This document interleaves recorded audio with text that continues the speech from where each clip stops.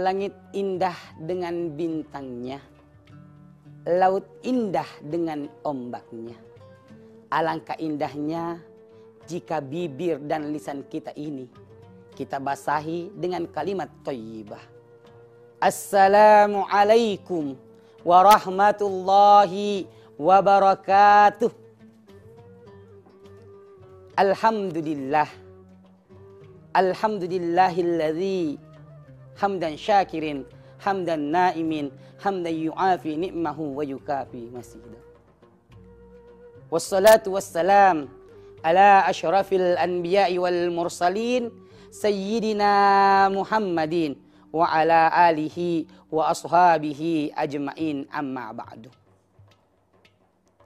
Alhamdulillah merupakan satu kata yang dilafazkan oleh lidah yang tak bertulang ini, kecuali kata syukur kepada Allah Subhanahu wa ta'ala. Karena dialah Allah yang telah mengantarkan kepada kita dengan berbagai macam nikmat. Salah satu nikmat yang terbesar yang Allah berikan kepada kita, yaitu adanya kedua orang tua kita, sehingga kita dibimbing oleh kedua orang tua kita untuk mengenal Allah Subhanahu wa ta'ala, sehingga kita kembali di hadapan Allah Subhanahu wa ta'ala dengan penuh kebahagiaan. Jemaah yang dirahmati oleh Allah Subhanahu wa ta'ala, salawat serta salam tak lupa kita kirimkan kepada baginda Nabiullah Muhammad sallallahu alaihi wasallam, nabi yang telah mengantarkan manusia dari lembah kehinaan ke lembah keniscayaan abadi Islami. Dialah nabi yang menggulung tikar-tikar kekafiran, tikar-tikar kemunafikan, lalu membentangi permadani Islam di bawah panji-panji ilahi lewat agama yang dibawanya, ad-dinul Islam, agama keselamatan yang mengantarkan kita untuk selamat di dunia dan di akhirat, serta mengajarkan kepada kita bagaimana kita berbakti kepada kedua orang tua. Terkadang kita melihat banyak manusia yang tidak bersyukur kepada Allah Subhanahu wa ta'ala, karena mereka ego dengan dirinya sendiri. Akan tetapi kita sebagai manusia senantiasa bersyukur kepada Allah Subhanahu wa ta'ala atas nikmat Allah yang diberikan kepada kita, yaitu dengan adanya kedua orang tua kita. Karena dengan orang tua kita mampu mengenal Allah Subhanahu wa ta'ala. Bahkan dalam sebuah riwayat telah dijelaskan, sebelum janin dilahirkan ke dunia ini, maka terjadilah percakapan antara Allah dan janin itu. Apa kata Allah? Wahai sang janin, sebentar lagi engkau akan meninggalkan tempat ini. Apa kata sang janin? Ya Allah, ketika saya meninggalkan tempat ini, apakah saya masih bisa bertemu dengan engkau ya Allah, sedangkan saya sudah nyaman di tempat ini? Apa kata Allah?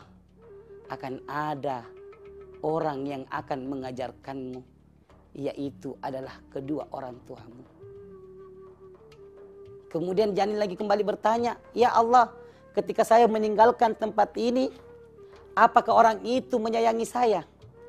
Apa kata Allah? Dia akan sayang, sangat sayang kepadamu dan menyayangimu, yaitu adalah orang tuamu.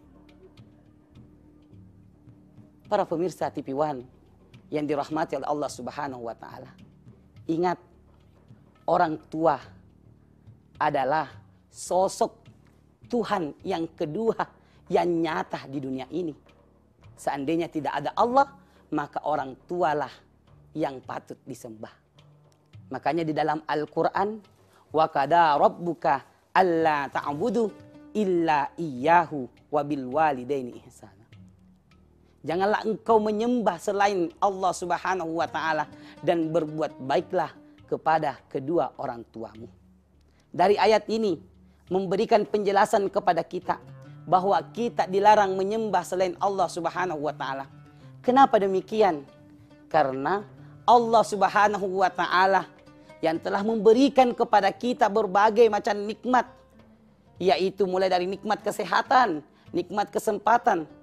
Coba kita lihat, seandainya nikmat itu dicabut oleh Allah Subhanahu wa Ta'ala berupa mata yang sakit, tidak dapat melihat, maka kita akan menangis meminta kepada Allah Subhanahu wa Ta'ala. Tangan yang diberikan Allah kepada kita, ketika tangan kita dihilangkan satu, na'udzubillahi min salik. Makanya ketika kita ingin menghitung nikmat Allah Subhanahu wa Ta'ala, maka yakin dan percaya habis ranting-ranting pepohonan yang ada di dunia ini dijadikan sebagai pena. Habis daun-daun pepohonan yang ada di dunia ini dijadikan sebagai kertasnya. Bahkan habis air yang ada di lautan kita jadikan sebagai tintanya. Maka kita tidak akan mampu menghitung nikmat Allah Subhanahu wa Ta'ala yang Allah berikan kepada kita. Sehingga kita manusia, dengan adanya kita senantiasa beribadah kepada Allah Subhanahu wa Ta'ala, maka kita mendekatkan diri kita. Janganlah kita menyembah selain daripada Allah Subhanahu wa Ta'ala. Karena kenapa? Karena Allah itu adalah Esa, Allah itu adalah satu. Dan yang wajib disembah adalah Allah Subhanahu wa Ta'ala. Kemudian selanjutnya, adanya kita berbakti kepada kedua orang tua. Kenapa kita harus berbakti kepada kedua orang tua? Yang pertama, perjuangan seorang ayah. Ayah tidak memandang panas teriknya matahari, dinginnya angin malam. Mereka lalui untuk mencari nafkah. Demi siapa? Tak lain dan tak bukan adalah untuk keluarganya, terlebih khusus adalah anak-anaknya. Agar mereka tumbuh menjadi dewasa dan bermanfaat untuk di dunia dan bermanfaat untuk dirinya sendiri. Terlebih-lebih adanya mereka bermanfaat ketika orang tuanya meninggalkan dunia ini. Dia mampu mendoakan ke orang tuanya. Kemudian yang kedua, perjuangan seorang ibu. Ibu yang mengandung kita kurang lebih 9 bulan lamanya. Kemudian dia melahirkan kita. Satu kakinya berada dalam kuburan dan satu kakinya berada dalam kehidupan. Artinya apa? Seorang ibu memperjuangkan anaknya antara hidup dan mati pada saat mereka hendak dilahirkan.